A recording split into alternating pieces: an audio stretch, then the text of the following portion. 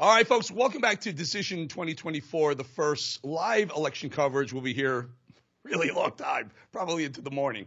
Okay, let's get right to it, get back right into it. We had Senator Ron Johnson just a minute ago tell us there might be shenanigans going on in Wisconsin, so we're prepared for a late night. Hope you stay with us all night. Let's bring in Jen Pellegrino, former White House correspondent for OAN and also former host over at Newsmax. Jen, welcome. And also Bradley Devlin, the politics editor at Daily Signal. Thank you both for being here. A lot going on, folks. Jen, I want to start with you because I happen to know that you know a lot of the people in Trump's orbit, and you're very close to some of the inner circle, like the inner circle there.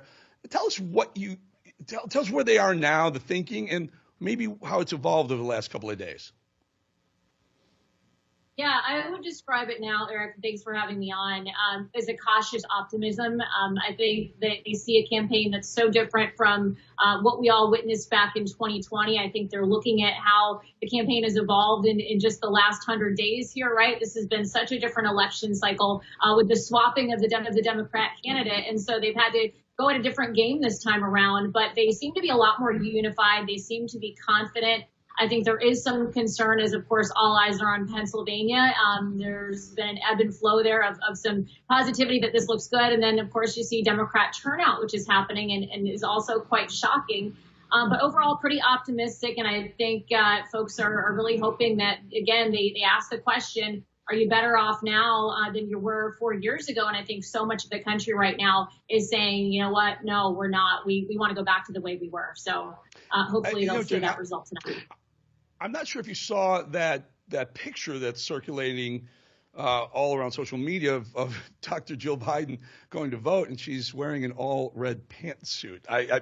Did you see that? And first of all, I hope it's real before I put it out on national television. But wow, if she is, I mean, doesn't that strike you as odd that you wear all red? And it's like a bright red, like Trump's ties. Listen, the Democrats that I speak to will deny that there's anything going on there, but you can't help but watch the optics of everything right now.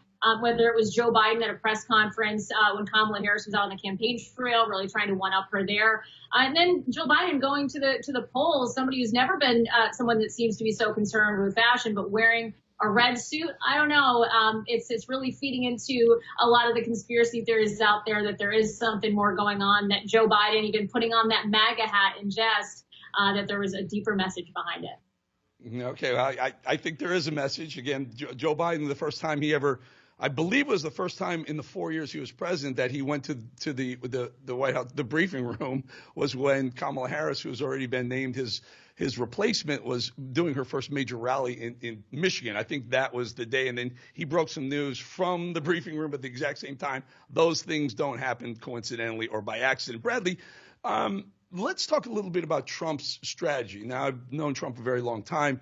This is the first time, not in 2016, not in 2020. This is the first time he really embraced the digital world, the social media world, the podcasters. They tell me that you think this is a brilliant strategy. Explain why, please. I do think it's a brilliant strategy.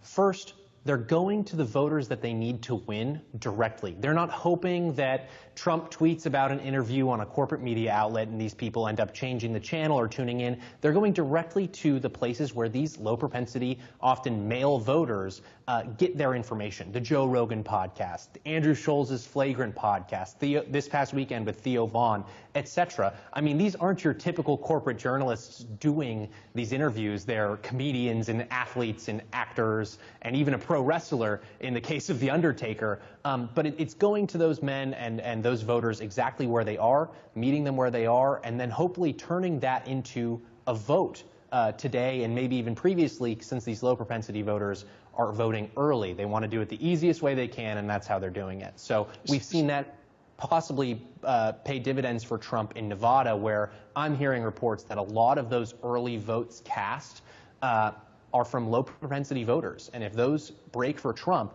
well, then that means that Trump's going to maintain a lot of that election day vote momentum like we saw in 2020. So I think it's a brilliant strategy.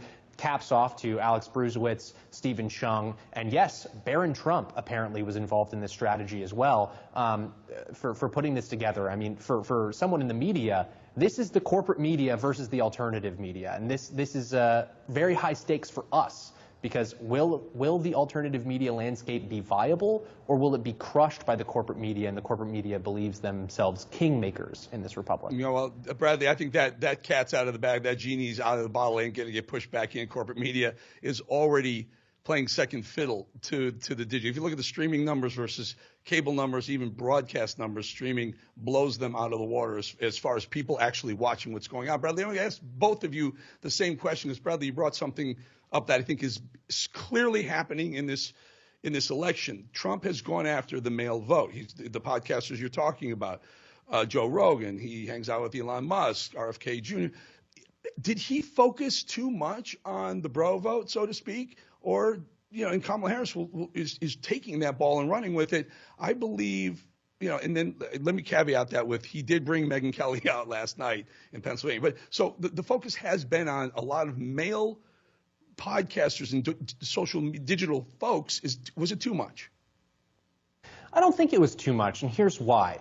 The only demographic that Trump did worse with in 2020 was with white men, specifically working class white men. They didn't turn out for Trump in 2020 like they did for 2016. So by bumping that percentage of your vote, even by 2, 3, 4%, really impacts the landscape, right? So like, let's say Democrats bet big on pushing out the minority vote in Detroit. Well, they need to make sure that they get over 90%, 95% even, of the black vote in Detroit to counteract any sort of movement towards Republicans amongst working class white males. Right. So it's just a broad numbers game. I don't want to cut you off, but I got to go to the female on the panel here. Jen, did Trump focus too much on guys? I think it's like 52% of the vote, the national vote, are women. So go ahead. What are your thoughts? It's a great question. I will say he knocked it out of the park when it comes to the male vote. Joe Rogan, all the podcasts he did, as you mentioned, Barron and his involvement in getting Trump out there. But you also look at the Trump family, right? It's been a family affair for them. So he's got Lara Trump out there. You've got the Women for Trump bus tour. They're out on the ground speaking to women. So I don't know that necessarily he did, drop the ball there with women. I think he's spoken well with them. We've seen the former First Lady with her new book out, making the media rounds. She's really been more present toward the end of this campaign cycle. So, no, I don't think that he has dropped the ball. I think he's really focusing in on some of his strengths, and that's important in this time. All right, very quickly, I got 20 seconds each. I'll start with you, Jen. Where will you think that will be the demographic surprise? Whether it's he got more Hispanic votes than he thought he was going to get, or he got fewer black.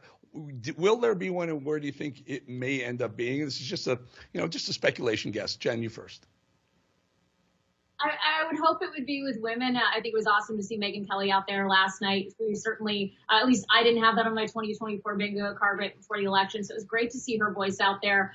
But I have to believe the Hispanic vote will really come out. This border crisis has been such a topic of concern. It's one of the top issues pulling into the 2024 election, right up there with the economy. And you hear so many people that came to this country the legal way that say, we're fed up with what's happening here at our southern border. And I think they're going to come out to the polls as a result. Okay. What about you, Bradley? Will there be a demographic surprise? Latinos is the big one. I think Trump will overperform with Latinos. But the sneaky one is Asian Americans. I think Trump does better with Asian Americans in places like Gwinnett County in Georgia. That could flip the race. We're going to leave it right there. Time will tell. We'll certainly find out soon. Jen Pellegrino, Bradley Devlin, thank you both so much. Thank you.